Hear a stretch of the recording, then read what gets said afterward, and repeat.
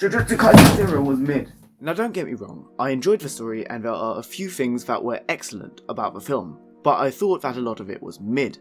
Now in case it wasn't obvious enough, this video will contain pretty much every spoiler under the sun for Jujutsu Kaisen 0, so if you haven't watched the film then please subscribe and stop watching. Now that that is out of the way, let me tell you about my experience with Jujutsu Kaisen 0. First of all, to prove to you that I didn't hate it, let me tell you what I enjoyed about the film. First up is Geto. The series introduces Geto, but you really don't get to know anything about him except that he's homies with cursors. The film, on the other hand, showcased Geto's personality really well, and that scene in the temple was just mwah! Chef's kiss. Plus the design of Geto's temple was fucking amazing. I don't like what Geto is doing, but I really like him as a character. Plus, his curse technique is really powerful, which in shonen means that he is cooler. Second is Yuta's development. At first, when Yuta is introduced, I didn't dislike him, but I didn't have any strong feelings for him either, like I did for Yuji right at the start. But Yuta's personal growth up to the end is something that is massively enjoyable. Seeing him go from a suicidal teenager to a competent Jujutsu sorcerer who loves and accepts life is really enjoyable. It makes you feel a bit like Chika Fujiwara, you know, you feel like you raised him.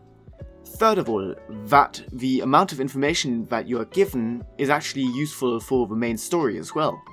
Funnily enough, while researching this video, I came across a great compilation of all the times that Yuta is mentioned in the actual anime series. I'll leave a link to that in the description, and it was actually quite a few times, so go check that out after this video. What I mean by this point is that we receive a lot of background information about Geto and Yuta, which is really interesting to have since they also appear in the main series. Finally, and this is probably the strongest point, the fights are epic. Like in the way the fights of the ancient Greek heroes were epic, not in the way modern internet language uses it. Especially the fight between Geto and Yuta stood out as it was supposed to. The switching of fighting styles, Geto getting involved, and Yuta unlocking Rika's power were all highlights for me.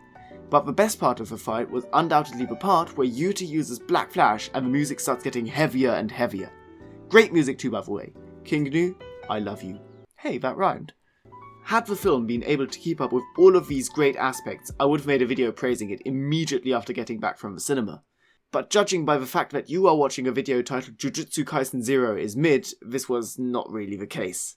The biggest problem I had with the film was that it was shallow in a lot of areas. This being a prequel, I was expecting a bit more background to a lot of our favourite characters, which I just didn't receive. When I walked out of the cinema with my friend, I actually told him that the film left me with so many questions I wanted answered, and that they should make a Jujutsu Kaisen -1. Sure, Geto's appearance in the film really taught us a lot about him, which I really appreciated, and I also found it super cool that Gojo and Geto are friends. I would never have expected that. But who else did we learn anything more about? We heard the same things from Maki Zain, although she was less cool in the film and just spent her time being pissed off at people. I'm really looking forward to seeing cool Maki in season 2 of Jujutsu Kaisen again. Please just let me see cool Maki again, I miss her. Next up is Panda. Panda is arguably the best shonen animal ever. He is sentient, strong, not annoying, useful, funny and generally wacky. In this film, it seems like the directors decided to use Panda as a prop.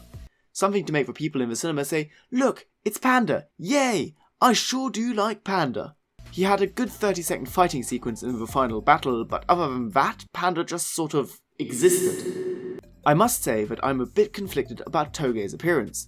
We didn't really learn a lot about Toge either, but I believe that Toge is supposed to be a mysterious character you know nothing about.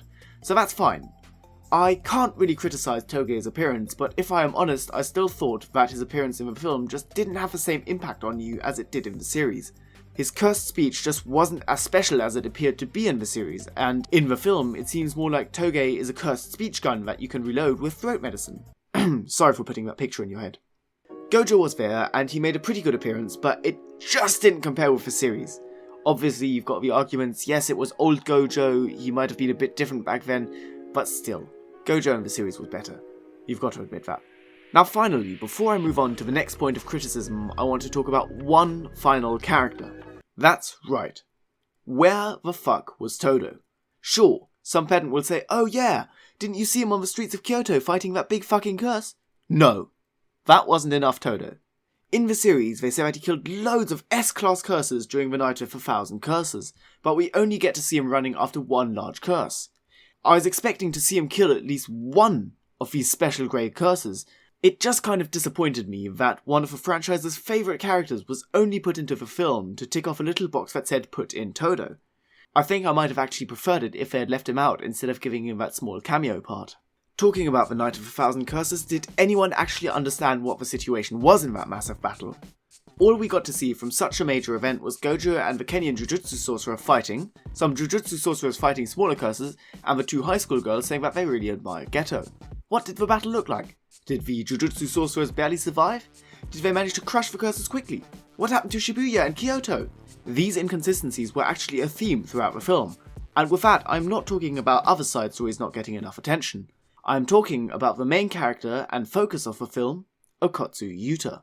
While his connection with Riko was portrayed very well, I think that it took too long at times.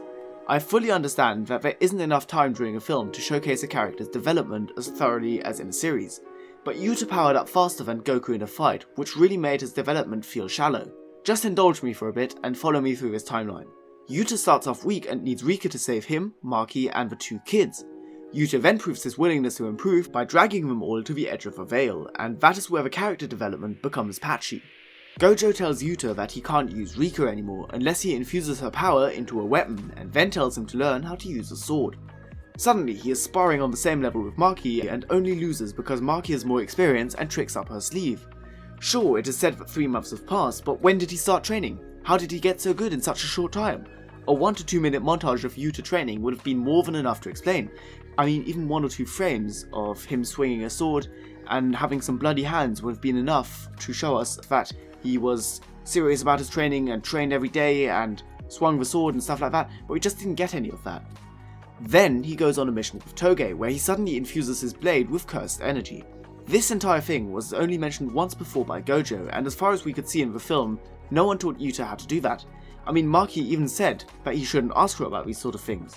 Then, in the final battle, we can assume that Yuta is about as powerful as the other Jujutsu Tech students, except that they don't have the most powerful curse besides Sukuna as their personal bodyguard.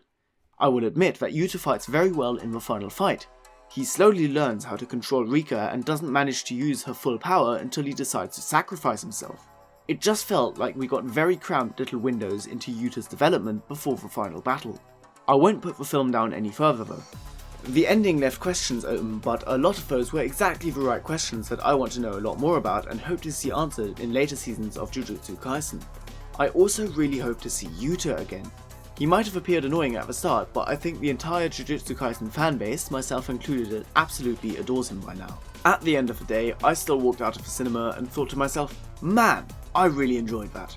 It was a great film in some parts and a decent film in others, which is why objectively I have to call it mid. Unobjectively though, this is a film of one of my favourite anime series, so of course I like it. You probably noticed this as well, but I referenced the series a lot in my video, and I think that is one of the most important points. Jujutsu Kaisen 0 is good, but it just doesn't compare to the series. With that in mind, I've been Lenny AW, please have a nice day.